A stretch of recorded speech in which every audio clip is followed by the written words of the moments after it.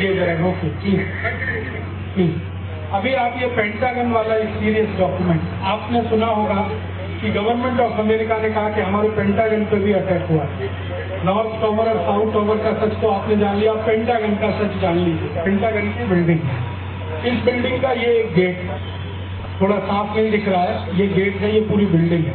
इधर आप देख रहे हैं एक प्लेन है, ये पेंटागन का अपना प्लेन है, माने अमेरिकन एयरफोर्स का प्लेन है जो उनके रनवे पे खड़ा रहता। पेंटागन का अपना स्पेशल रनवे है। तो हुआ ये कि एक ट्रैक्टर इस प्लेन को खींच के ले जा रहा है। आप जानते हैं खड़े हुए प्लेन को ले जाने के लिए ट्रैक्टर होते रहते, तो एक ट्रैक्टर इस प्लेन को खींच के ले जा रहा है। तो ट्रैक्टर जिस साइकिल से खींच रहा था वो टूट गई, तो ट्रैक्टर आगे निकल गया। प्लेन में स्पीड आ चुकी थी तब तक, तो ये प्लेन चले हुए यहां जाके टकरा गया, तो एक छोटा सा छेद हो गया।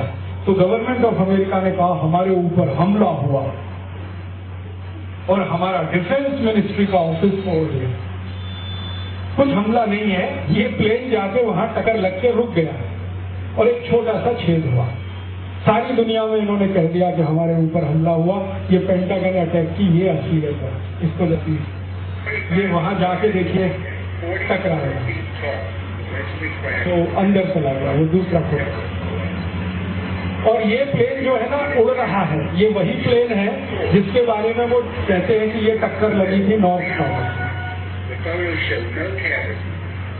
ये है देखिए प्लेन ऐसे जाके टकराया।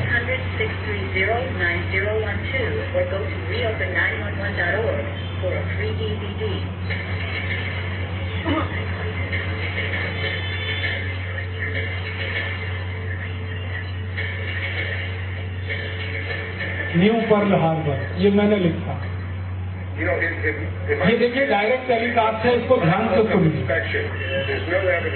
Of a plane having crashed anywhere near the Pentagon.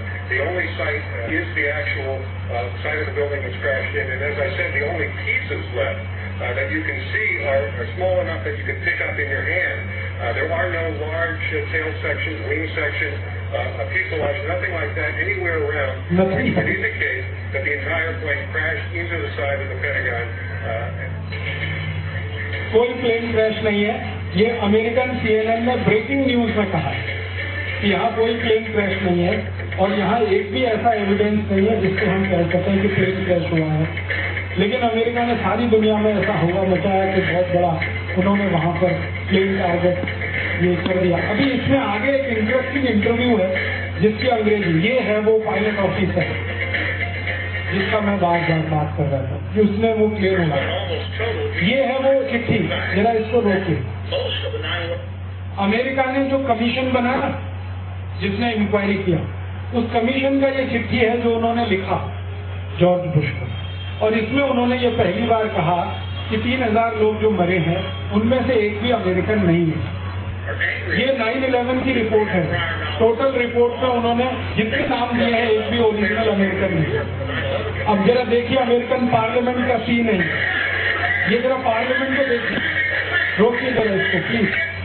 ये आप देख रहे हैं, ये एक सांसद है, एक सेनेटर है, वो पार्लियामेंट में कुछ कहना चाहता है, लेकिन जॉर्ज बुश के जो सहयोगी है ना, जैसे हमारे यहाँ होता है वैसे वहां भी होता है। आप ऐसा मानते हैं कि इंडियन पार्लियामेंट में ही हंगामा होता है, अमेरिकन पार्लियामेंट में उससे ज्यादा होता है, आप इसको देख सकते हैं। तो ये एक अमेरिकन सेनेटर है, ये बहुत ईमानदार व्यक्ति है, ये रिपब्लिकन पार्टी का, ये जॉर्ज बुश की पार्टी का है। ये कुछ सवाल उठा रहा है, और ये सवाल क्यों उठा रहा है, क्योंकि इसको हमने ये सारे डॉक्यूमेंट्स भेजे, तो ये खड़े होकर सवाल उठाने की कोशिश कर रहा है, तो इसको उठाकर बाहर फिकवा दिया जॉर्ज बुश। ये असलियत है अमेरिकन डेमोक्रेसी। हमारे यहाँ होता है ना, कई बार नेता उल्टा सीधा बोलना शुरू करते हैं तो उठाकर फिकवा दिया जाता है, ये अमेरिकन।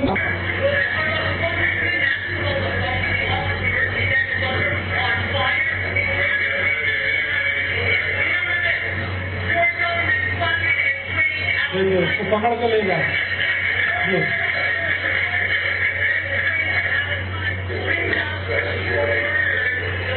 ये वो चिट्ठी है, आप शायद क्लियर नहीं पढ़ पाएंगे अभी, लेकिन मैं जब किताब में छापूंगा तो बहुत साफ पढ़ाई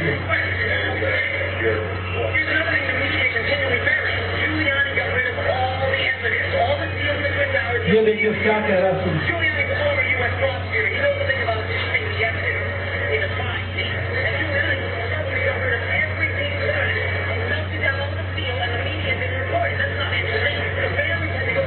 ये ब्लू कलर में जो आप देख रहे हैं ये वही स्टेटमेंट है जो मैं आपको पहले बताया।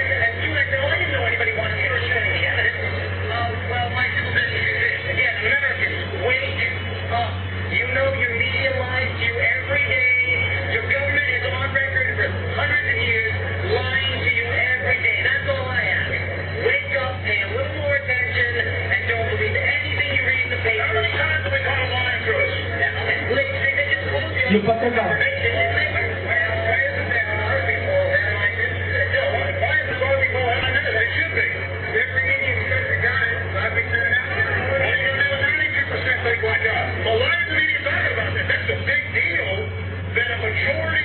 ये जो डील की बात कर रहा था ना, किसी ने बताई कि बहुत बड़ा डील हुआ, दोनों टावर को बेचा गया, पैसे उसमें लेन देन हुए।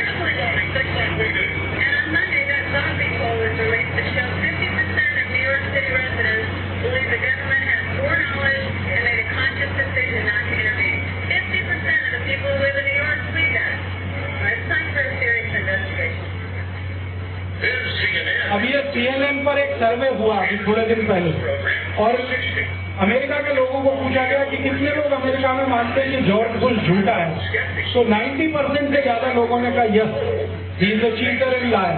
90% से ज्यादा लोग, 90%। All the people involved in the cover-up of September 11 have gotten wealthy off of it or gotten even richer. And then now September 11th is being used to kill our freedoms, to destroy what America is built on, what America is supposed to really be about. Most of my friends have questions about what happened on 9/11. ये एक बहन है, इसका बहुत detail हमारे पास बयान है। ये उस दिन वहाँ नीचे खड़ी थी जिस दिन ये टॉवर दोनों गिरे, तो इसने बार बार कहा कि मैंने कोई भी प्लेन को दोनों टॉवर में हिट होते नहीं देखा। मैंने जो देखा वो ये था कि बम ब्लास्ट हुआ है और उसके बाद टॉवर दोनों गिरे। वो बार बार कह रही है ये बहन। इसके बाद ये एक भाई है, ये भी वहाँ था उस दिन 11 सितंबर को, नॉर्थ और साउथ टॉवर के नीचे वाला जो मार्केट एरिया वहाँ पर ये घूम रहा था। ये भी कहता है कि मैंने किसी प्लेन को हिट होते हुए नहीं देखा, मैंने बम ब्लास्ट की आवाज सुनी और उसके बाद टॉवर गिरे। ऐसे 100 से ज्यादा हमारे पास प्रत्यक्षदर्शी गवाह है, 100 से ज्यादा, जो कहते हैं जिन्होंने प्लेन हिट होते देखा ही नहीं, वो बम ब्लास्ट ही दोनों tower. Heard a lot of interesting things from people. A few just happened today. A woman came in saying that her family received a phone call from a family friend. She was told by this family friend on September 10th. The family friend was a Navy SEAL, told not to show up in Lower Manhattan tomorrow, which is of course the 11th. It's going to be a major event. ये जरा रोकिए, ये trade centre जो था ना north और south, वहाँ पर एक ट्रेड सेंटर था, उनकी तरफ से ये सर्कुलर इशू हुआ है जिसमें ये बताया गया है। और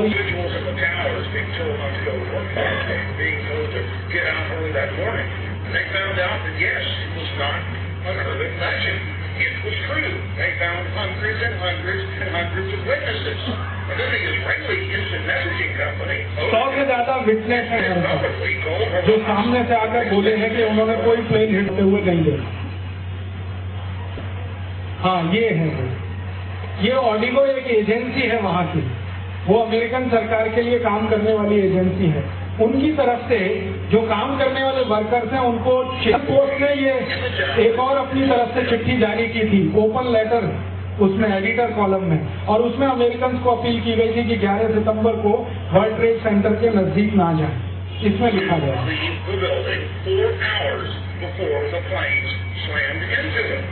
This is on the record and cannot be ignored. Students pointed up at the towers, told their school teachers in the weeks before 9/11. ये पुलिस की इंटरनल सिक्योरिटी की जो व्यवस्था उनकी चिट्ठी है। Then on top of this, we have the public officials being warned. Total evidence of prior knowledge. And while we were in New York, we talked to dozens of eyewitnesses who had been personally warned themselves, but were afraid to come public. Some have been told to keep their mouths shut. I was a rescue worker. ये एक और प्रत्यक्षदर्शी है, उसी दिन वहाँ खड़ा था। 9/11, we said that it was going to come down. I don't know how he knew that. He did tell me before it happened, before the fact that it was coming down. The widows. इसको सुनिए, ये भी वही महिला। Standing at the new school in Backup for the 2 days, and they were screaming at the media, please pay attention. We got phone calls. We listened that their husbands or their children were saying there's explosives coming on like the 23rd, 26th floor before the buildings went down. And the media started laughing and said, we have no time to hear you. ये कह रही है 26-27 आवाजें इसने सुनी है, और media वालों को कहा कि मैंने बम की आवाजें सुनी है, लेकिन मीडिया ने इसकी बात पर कोई ध्यान नहीं दिया। स्टोरी वही बनाई गई कि प्लेन का हिट हुआ है और टॉवर हुआ। अभी इसको प्लीज बंद कर दीजिए क्योंकि ये बहुत लंबा है। मैं सिर्फ आपसे इतना ही कहना चाहता हूँ। आप पूछेंगे जी हम क्या कर सकते हैं। आपने अगर इसका अंदाजा लगाया कि ये कितनी सीरियस बात है, सारी दुनिया को बताया गया, उसका बिल्कुल उल्टा है सच्चाई जो है, तो आप अंदाजा लगाइए कि कितना झूठ बोलने वाला देश है ये अमेरिका और अमेरिकन एडमिनिस्ट्रेशन। अब वो जो झूठ बोलने वाला अमेरिका और अमेरिकन एडमिनिस्ट्रेशन है, उसके साथ हमारे भारत की सरकार ऐसे ऐसे दोस्ती बढ़ाती जा रही है जो बहुत ही खतरनाक हो सकती है। श्रीमती इंदिरा गांधी के ऊपर अमेरिका का आरोप था कि चूंकि आपने बम ब्लास्ट किया है इसलिए हम आपको 1 ग्राम भी यूरेनियम नहीं दे सकते। फिर हमारे देश की सरकार ने 2 बम ब्लास्ट किए जब श्री अटल बिहारी वाजपेयी की सरकार आई, तो यही अमेरिका था जिसने भारत की कंपनियों के ऊपर पाबंदियां लगाई। आप जानते हैं कि भारत का जो एक्सपोर्ट होता था अमेरिकन मार्केट में, उसको बैन किया और पाबंदियां लगाई। फिर अचानक उस अमेरिका के दिल में इतनी दया कैसे आई कि भारत को यूरेनियम देना चाहिए? ये दया कैसे आई अमेरिका के दिल? अभी तक अमेरिका का स्टैंड ये है कि भारत परमाणु बम बना सकता है इसलिए इसको यूरेनियम नहीं देना चाहिए, और अब अचानक से अमेरिका कहता है कि भारत से हमें दोस्ती बढ़ानी है, यूरेनियम देना चाहिए भारत को, और उसके लिए एग्रीमेंट करने को तैयार है।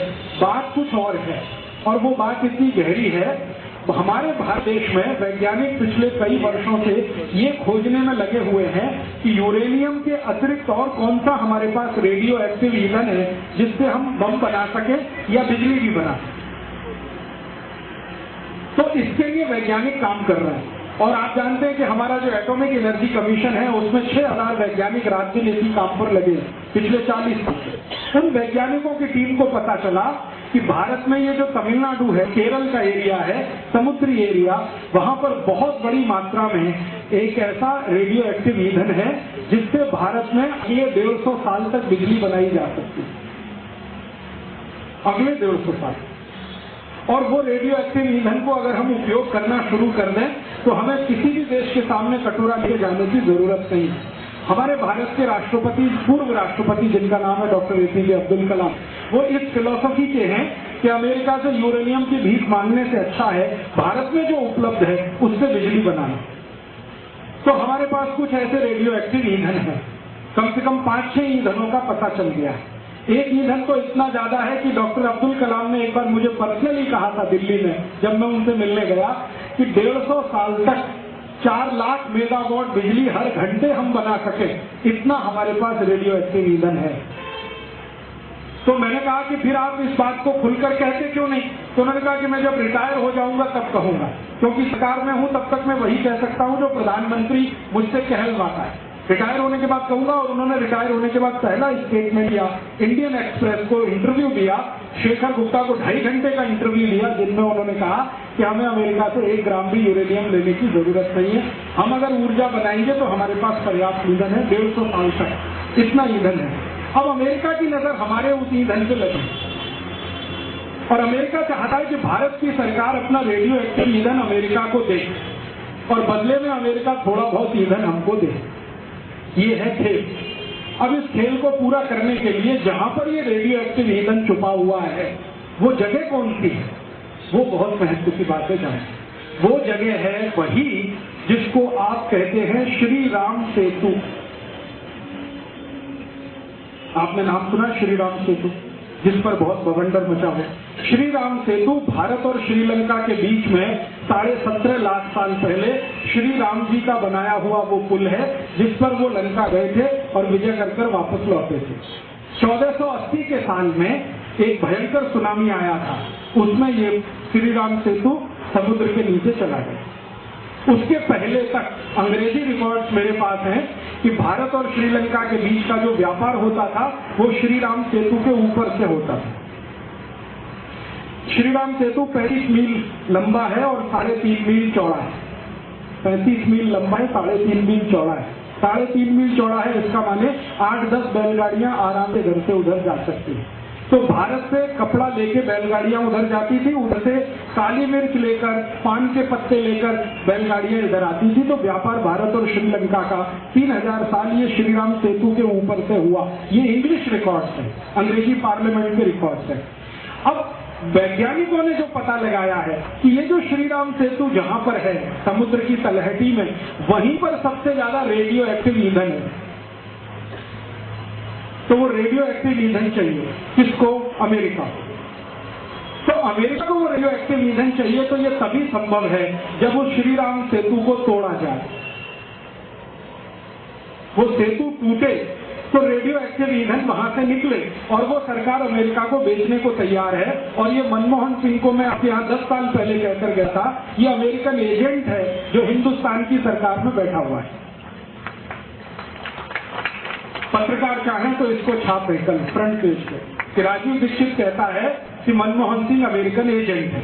ये अमेरिकन एजेंट है जो भारत की सरकार में बैठा है और ये आदमी चाहता है कि अगले 1.5 साल में जब तक ये गद्दी से उतरे उसके पहले ये श्रीराम सेतु टूट जाए। ये सेतु का एरिया अगर टूटे तो वहां से रेडियो एक्टिव मटेरियल निकलेगा और वो रेडियो एक्टिव मटेरियल इसको अमेरिका भिजवाना है और बदले में अमेरिका थोड़ा बहुत यूरेनियम देगा, ऐसा एग्रीमेंट है। मेरा ऐसा मानना है कि ये बहुत खतरनाक हो गया है। अगर श्रीराम सेतु इन्होंने तोड़ दिया, सुप्रीम कोर्ट ने ऐसा कोई ऑर्डर दे दिया और सेतु टूटे, तो ये सारा का सारा एरिया अमेरिका के कब्जे में चला जाएगा और ये बहुत सेंसिटिव है भारत और श्रीलंका के बीच का। आप में से कोई लोग अगर रामेश्वरम गए हो, रामेश्वरम, तो जहां पर धनुष कोटी है, धनुष कोटी, तो जहां पर धनुष कोटी है, 7 तरह के रेडियो एक्टिव मटेरियल है वहां पे। और वैज्ञानिकों का कहना है कि 150 साल तक हम इस खोज के निकालते रहे तो ये खत्म होने वाले नहीं। तो अमेरिका की नजर वहां लगी है, तो उसने एक आदमी अपना बिठा दिया है जो भारत में श्रीराम सेतु तोड़ने की तैयारी में है।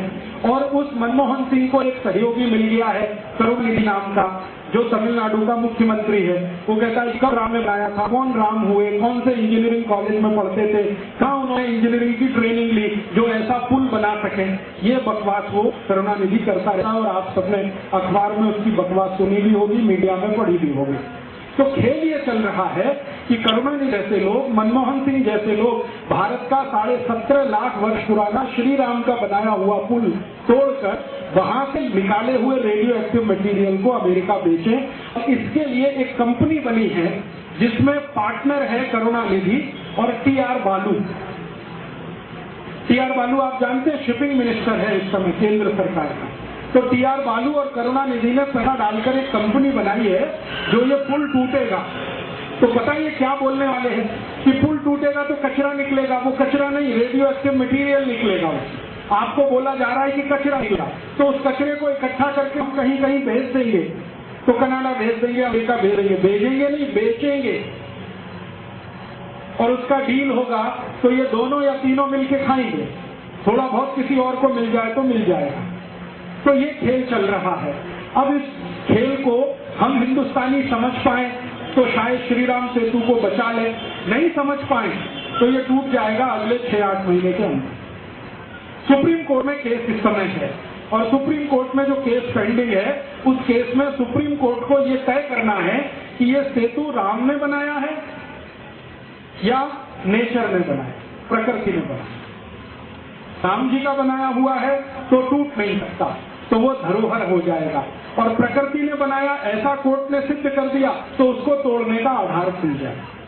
सुप्रीम कोर्ट के चीफ जस्टिस को मैंने एक चिट्ठी लिखी थी। मैंने उनसे कहा कि आप किस आधार पर तय करेंगे, क्योंकि राम जी तो 17.5 लाख साल पहले हुए, आप कौन सा एविडेंस लाएंगे 17.5 लाख साल पुराना। तो चीफ जस्टिस ने मुझे कहा आपके पास कौन सा एविडेंस है? तो मैंने कहा मेरे पास 17.5 लाख साल पुराना तो एक ही एविडेंस है, वो है वाल्मीकि रामायण। महर्षि वाल्मीकि की जो रामायण है वाल्मीकि के समय में लिखी गई है, उसी समय की है।